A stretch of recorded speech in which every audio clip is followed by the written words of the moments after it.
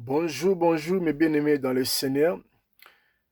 Je vous bénis surtout ceux qui me suivent partout dans le monde entier. Je réponds au nom de frère Géry. Je suis votre humble serviteur. Je reviens vers vous afin que nous puissions partager la parole de Dieu. Mais avant de commencer, j'aimerais bien que nous puissions prier le Seigneur. Prions dans le nom de Jésus. Éternel Dieu Tout-Puissant, Dieu de gloire, Dieu d'examen, nous te disons un grand merci, Seigneur. Merci pour le souffle de vie, Seigneur, que tu nous as donné ce matin. Merci pour la paix dans nos cœurs. Merci pour la joie, Seigneur, que tu nous as donnée. Père, en ce moment, nous avons besoin enfin que ton esprit ça manifeste encore cet après-midi au milieu de nous. Afin que, Père, nous puissions comprendre, Seigneur, ta volonté à travers ces messages. Au nom de Christ Jésus, nous disons Amen. Merci, que le Seigneur vous bénisse. Nous allons prendre nos Bibles dans le livre de 1 Jean chapitre 3, verset 8. Je lis au nom de Jésus. Celui qui pêche est du diable, car le diable pêche dès le commencement. Le Fils de Dieu a apparu afin de détruire les œuvres du diable. Nous allons prendre le livre de Jean chapitre 19, verset 7 jusqu'au 11e verset. Je lis au nom de Christ Jésus. Les Juifs lui répondirent, nous avons une loi et selon notre loi, il doit mourir parce qu'il s'est fait fils de Dieu. Quand Pilate entendit cette parole, sa frayeur augmenta. Il rentra dans le prétoire et il dit à Jésus, d'où es-tu? D'où es-tu?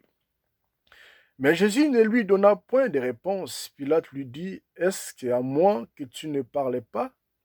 Ne sais-tu pas que j'ai le pouvoir de te crucifier et que j'ai le pouvoir de te relâcher? Jésus répondit, tu n'aurais sur moi aucun pouvoir s'il ne t'avait été donné d'en haut. C'est pourquoi celui qui me livre à toi commet un plus grand péché. Mes bien-aimés dans le Seigneur, le thème que nous allons partager aujourd'hui avec vous, quel est notre plus grand ennemi? C'est le thème que nous allons partager. Dans le livre de 1 Jean chapitre 3, verset 8, je dois prendre cette phrase qui dit « Le Fils de Dieu a paru afin de détruire les œuvres du diable. » Et bien aimés dans le Seigneur, la mission de Jésus sur la terre, c'était de détruire les œuvres du diable, d'écraser le diable. C'est pour cela, dans la Bible, dans le livre de Jean chapitre 19, verset 30, je pense Jésus a poussé un grand cri en disant « Tout est accompli ». Le diable a été déjà vaincu. Jésus avait déjà détruit les œuvres du diable sur la croix. C'est pour cela qu'il avait poussé un grand cri en disant « Tout est accompli ». Dans la lecture de Jean, chapitre 19, verset 7 à 11, nous voyons l'histoire de Pilate et Jésus.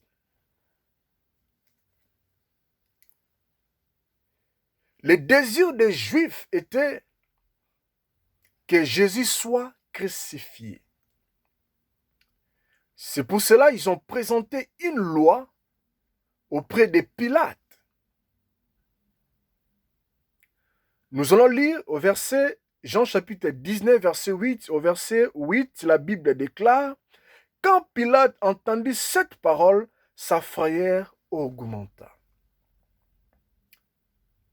Pilate, il avait une peur. à cause de la loi des Juifs. Nous voyons Pilate va vers Jésus. Il a dit à Jésus, d'où es-tu? Mais Jésus ne lui donna point de réponse. Il avait gardé son calme. Ecclésiaste dit, chaque chose a son temps. Il y a un temps pour parler, un temps pour se taire. Jésus a gardé son calme. Et nous voyons Pilate a dit à Jésus, ne sais-tu pas que j'ai le pouvoir de te crucifier et que j'ai le pouvoir de te relâcher? Mais la réponse de Jésus était, tu n'aurais sur moi aucun pouvoir. Mais bien-aimé dans le Seigneur, le diable n'a aucun pouvoir sur nos vies. Le diable n'a aucune domination sur nos vies. Parce que dans le lieu des crânes, là-bas au Golgotha, Jésus a poussé un grand cri en disant tout est accompli. Jésus a déjà vaincu le diable. C'est pour laquelle raison, dans la Romains dit 8:37, mais dans toutes ces choses, nous sommes plus que vainqueurs. Nous sommes plus que vainqueurs grâce à Jésus-Christ. Parce qu'il a dit dans le lieu des crânes là-bas, au Golgotha, tout est accompli. C'est-à-dire le diable a été vaincu dans le nom de Jésus. Il n'y a aucune condamnation. Le diable n'a aucune puissance sur nos vies, aucune domination sur nos vies, aucun pouvoir sur nos vies. Parce que Jésus est en nous. Alléluia.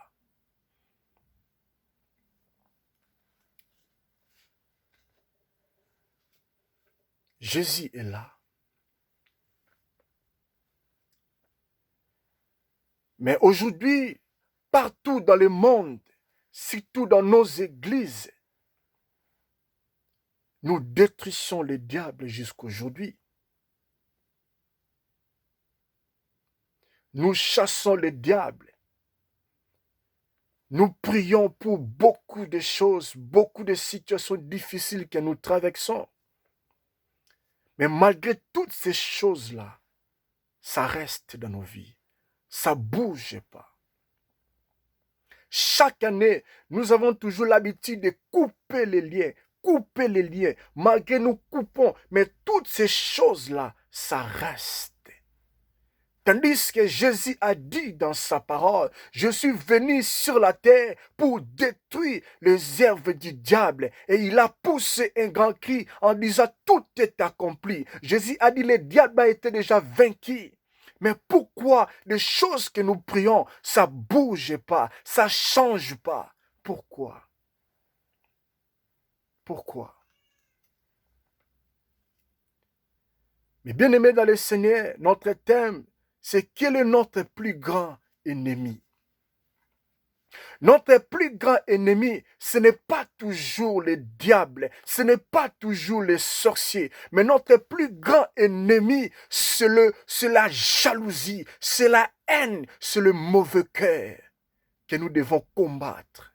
À cause de toutes ces choses-là, notre portes sont barricadées.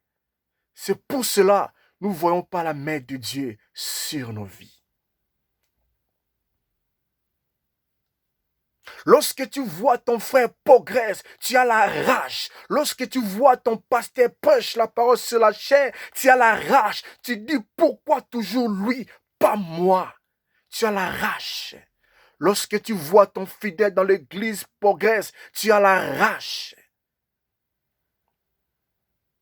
À cause de toutes ces choses-là, notre portes sont barricadées.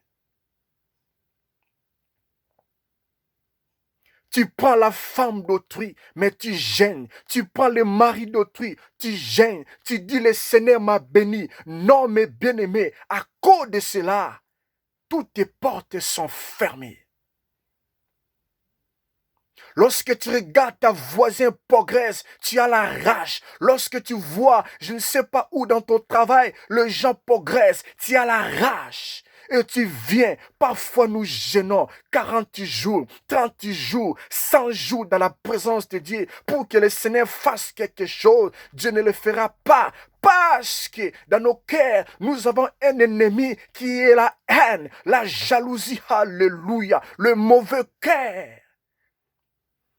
Et nous demandons le main de Dieu. Non, non, mes bien-aimés.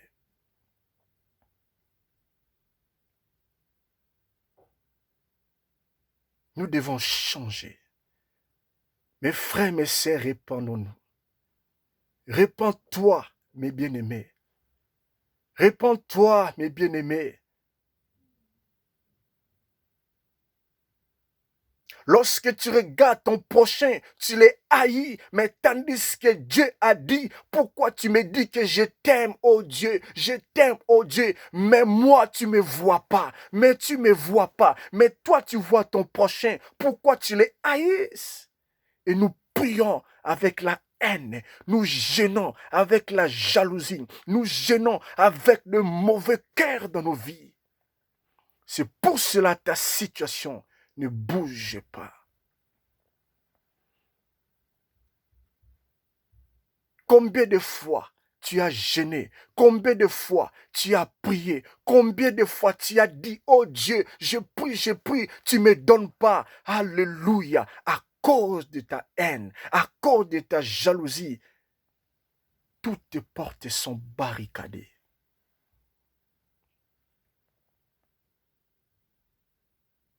Soyons unis dans le Seigneur. Aimons-nous les uns et les autres. Et le Dieu du ciel va ouvrir de grandes portes pour nos vies. Des portes de bénédiction, des portes de succès. Alléluia. Mes bien-aimés dans le Seigneur.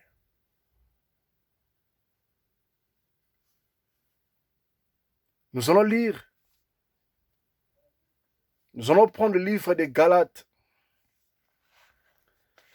Galates chapitre 5, versets 20 à 21. La Bible dit, l'idolâtrie,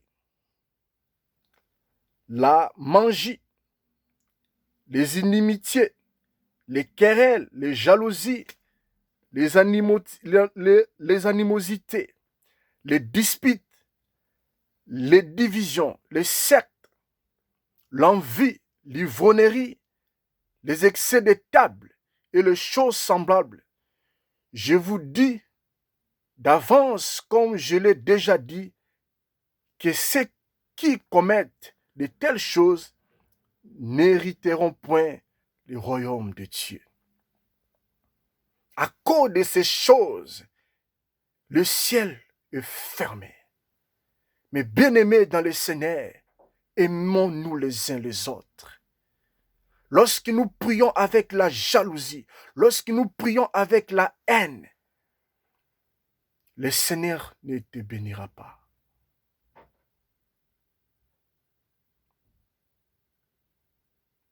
Que le Seigneur vous bénisse. C'était votre humble serviteur, frère Géry. Si le Seigneur ne revient pas aujourd'hui ou demain, je reviendrai vers vous. Que le Dieu du ciel vous bénisse.